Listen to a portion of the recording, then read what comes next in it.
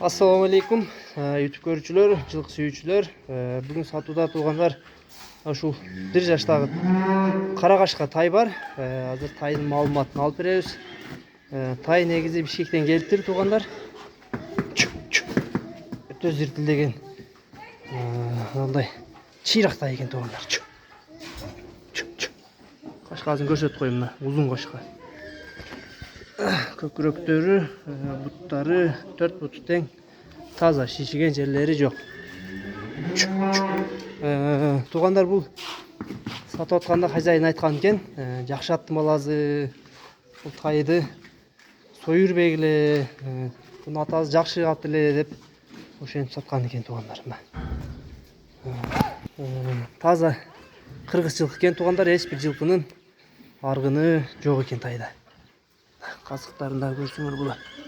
Туяктары.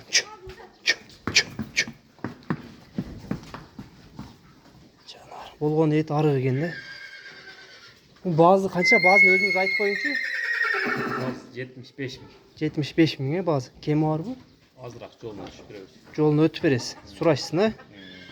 Атасы жакшы ат болгон бекен, а? Атасы жакшы ат болгон.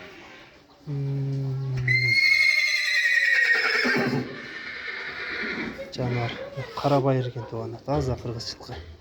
Серинин да бийиктиктерин көргүлө. Серлери да бийик экен.